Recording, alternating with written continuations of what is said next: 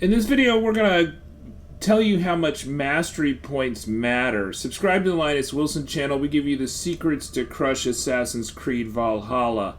So, there are three different types of mastery points. There's Raven Mastery, there's Wolf Mastery, and there's Bear Mastery.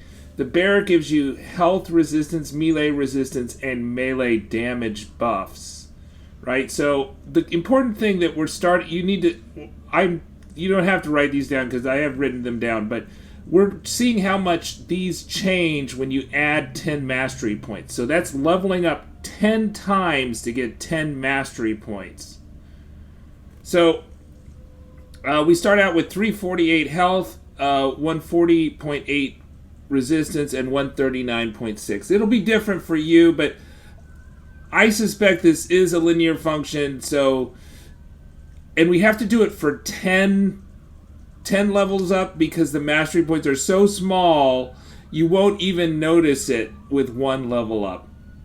Alright, so we're going to go into our skills menu and then plug in the mastery points here for the bear skill.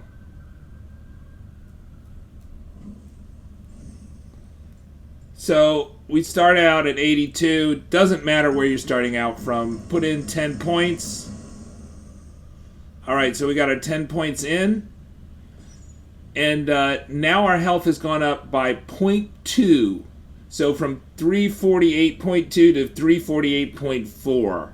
So 10 points will get you 0.2 of health, which is less than 0.1% increase of health, right? So it's just almost unnoticeable. You can see the melee resistance is 140.9, so it went up by 0.1. So almost unnoticeable, your melee resistance, and then your melee damage also went up by 0.1. It goes up from 139.6 to 139.7. So we're going to reload because we want to get our 10 points back, and then we want to look at the Wolf Mastery skill. So to do this, you need to go to your inventory menu and hit L3, and that'll give you your stats, right? So I'm just trying to emphasize in this video how almost useless mastery points are. They're something, but they're almost nothing. And so hit the L3 and we see it's 348.2 health we start out with, and then we've got 133.0 range resistance, and if we scroll down we should also see the range damage. So the wolf, right, so each one of these mastery points according to the skills only changes three things. For the wolf, it's health, range resistance, and range damage, right? The wolf is kind of like the skill for archery, right? So range damage is 137.8. All right, so we've checked all the damages here and the resistance and the health, and now let's put in those 10 mastery points that we started out with. Instead of putting them in bear, we're putting them in wolf. So we'll acquire those 10 points. Put those in, then go back to the inventory, and then we're going to hit L3 and then check how it changed. So the health went up by 0.2. It's at 348.4 though, so that's a 0.2 increase with 10 new mastery points, right? So it's a 0.002 increase for one mastery point. Range resistance went up by 0.1 from 133 to 133.1, and then we scroll down, and then range damage went up from 137.8 to 137.9, or 0.1. So it just barely didn't change at all. That's not going to be noticeable in combat. Even if you go up 100 mastery points, you would increase your range damage by 1 point. 1 point.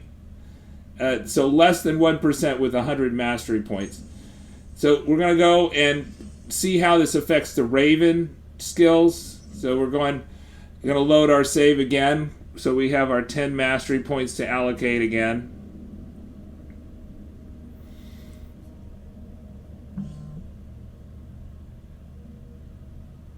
Now I think I hit the wrong load. I loaded to the wrong one. So what we're gonna do after we check out the Raven stuff is we're gonna look at another thing that'll increase your damage, and that is the health buff, right? So a lot of people don't use the health buff, I believe, but so yeah, I loaded the wrong save, so I need to go back, load a different save.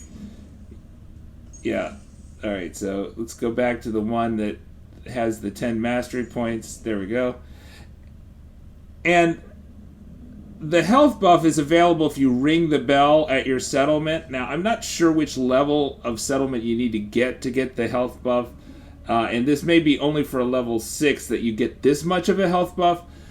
But, if you're in the mastery points territory, you're probably going to be at settlement level 6. So how do you get to mastery points? You get to the max level of Assassin's Creed Valhalla, which at patch 1.3.2 is 466 power level. So once you get to the max level, then you start getting mastery points every time you level up, right?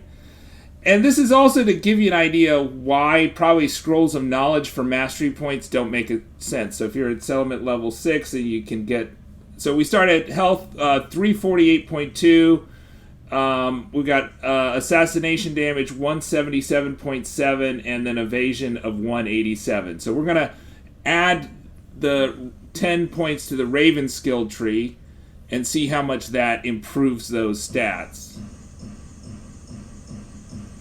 Right, so mastery points only come once you get to the max power level. And then you start getting mastery points. So the health has gone up to 348.4 like before, so 0.2 increase for 10 points. So 10 levels up only gives you 0.2 increase in health, which is a tiny number. And then we've got evasion goes up by 0.2. So Raven seems like, I think evasion is probably more important than, either ranged resistance or melee resistance, because you kind of use it for both. It goes up by 0.2, and then assassination damage goes up from 177.7 to 177.8, right? And so just by 0.1. So to me, putting points in the Raven would probably be the best, not because I think assassination matters that much, but, it's going to depend on, what your particular play style is. And then here's the feast buff, right? So the feast buff, right, you get 3 range damage, 50 health, 3 armor, 15.2 assassination, and 3 melee damage, right? So that seems pretty awesome. So for 3 range damage, you need 30 points, mastery points in Wolf. Health, you need 250 mastery points to get 50 plus 50 health. To get plus 3 armor, you'd need 30 Wolf points and 30 Bear points for a total of 60 points. And to get 15.2 assassination damage, you need 76 Raven mastery points. And to get 3 melee damage, you need 30 Bear points. So just spending this 65 silver every 3 hours of gameplay for the feast buff is better than 30 to 250 mastery points. So that's, if you want to really improve the skills of Eivor, using the feast buff and ringing that bell periodically after 3 hours of gameplay, it's going to make a big difference in Eivor's power. So if you're getting ready for a boss fight, that's what you do. Subscribe to the Linus Wilson channel. We give you the secrets to crush Assassin's Creed Valhalla.